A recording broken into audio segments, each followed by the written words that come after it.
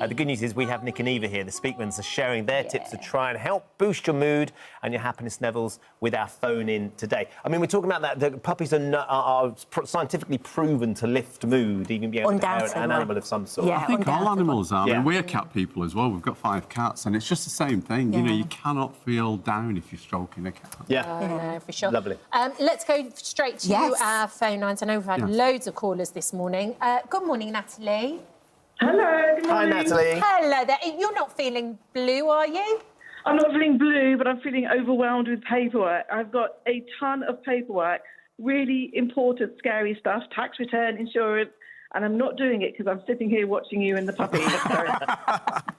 We'll let you off till the end of the show. However, Natalie, thanks for calling, because I think that a lot of us face that. And just the terminology, a ton of paperwork in itself sounds incredibly daunting. However, I'd like to share with you my 5-minute rule. And the 5-minute rule is literally just that. Instead of it being a ton of paperwork, what you're actually going to do is just commit to 5 minutes. And what tends to happen when we commit to just the 5 minutes is we will do more, or we'll start to see progress. That then leads to us feeling better, which then motivates us to continue. So 5-minute rule is one thing that I would suggest. Also with a reward. So when you've done something for the 5 minutes, whether that be, you know, I'm not going to have my cup of coffee until I've done my 5 minutes. Equally, not too many times. So you might say, my 5-minute rule, I'm going to commit to it twice a week, 3 times a week, with the reward. And then the final thing, Natalie, is to have a tick list. Again, that shouldn't be an exhausted list of like tons and tons of suggestions and things to do. Literally, maybe 3 things, and you're going to put on that 3 things that I want to achieve tomorrow. 2 things I'd like to, but it's not a big deal. And what actually research shows is that when we have a tick list and we tick, and I think we've probably all been there, you know, you tick something up on that tick list. It feels great. Yeah. But the secret is to keep it quite small, have a tick list, 3 things that you want to complete, and just those things there will really help to motivate you. So we're bringing it right down, small steps. Like the sound of that. Natalie, good luck. Let us know how you get on. Hopefully you'll get through that paperwork in no time. Do it. Let's go to Rochelle, who's in Cambridgeshire. Hi, Rochelle. Hi there. Lovely to speak to you this morning. What's your question for Nick and Eva? Basically, I work from home and very sort of lonely, don't really speak to people. I mean, I speak to my manager about once a week on Teams, but it's just really lonely and hard to kind of motivate myself and be happy. I'm normally like a really bubbly person with loads of confidence, but I just feel I'd really like some tips on how to keep making myself motivate and be happy, really, just to help. So, Rochelle, can I ask, is that a new thing for you working from home, or is it something that you've always done? No, I've been working from home only for 2 years. So previously I worked in the front office of a primary school, so obviously very, very different. So that's quite a big contrast there, isn't it, between the two? And I get that. And it can be very isolating working from home, especially if you're spending a lot of time looking at a computer screen. So what you need to do, and the first thing that I'd like you to do, I take it that you have a break for lunch. Yes, I do, yeah. Right, so, again, terminology has a big bearing on how we experience situations. So I would like to change that from a lunch break to a happy break. And in that happy break that I'd like you to have moving forward, I would like to seek out your friends, the people that you used to work with in the school, and have a happy break with them and catch up on things. And that's something to look forward to.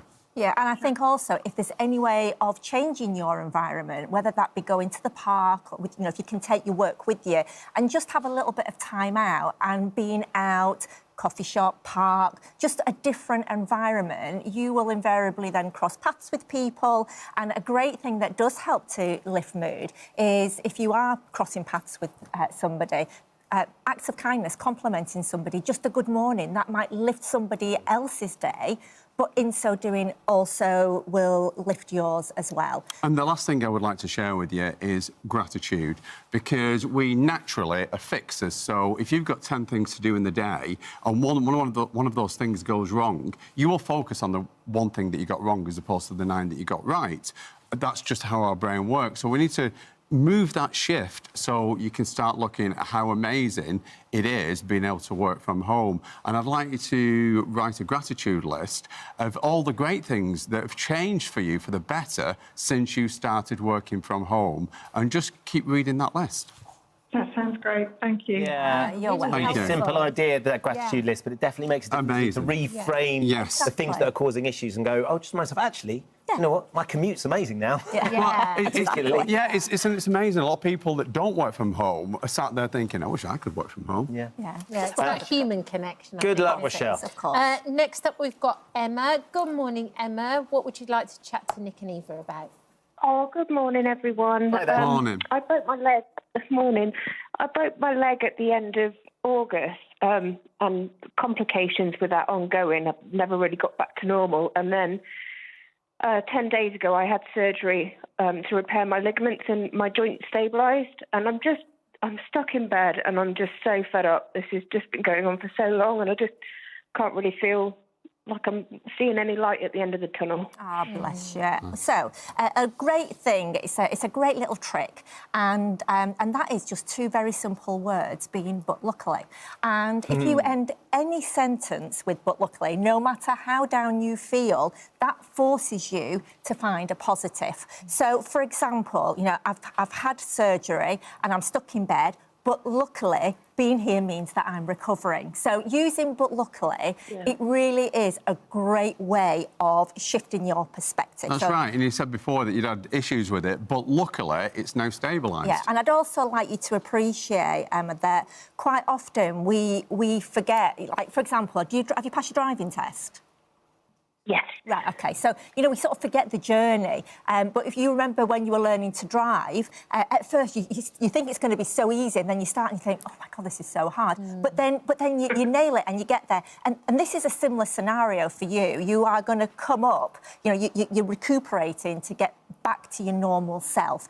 Hobbies are great. Connecting with people is great. Watching things on TV that make you laugh. Gratitude, as we've already said, all help to boost mood. That amazing phrase, Emma, I heard Davina doing a podcast ages ago, and she talked about you guys introducing her to the idea of but luckily, and we all know what Davina's speaking. And I heard that a couple of years ago, and I started using that, and I've started using it with some of my friends who are quite pessimistic, saying, right, hold on, we finish every sentence with but luckily. And it has been transformative. It's a really, really simple thing to do, not least because it makes us all laugh, because we're moan about something, I hit a really bad shot, but luckily, I'm out with my friends having a great time. Honestly, it's a really simple thing, Emma, and it's been really that's been sizable, because I heard Davina talking about it, because you'd advised her about it at some point, and it can make a massive difference. Yeah. Good luck with that, Emma. Thank you. Yeah, good luck. I love those simple, practical things, Nick and Eva. Brilliant. Thank you so much. Thank you.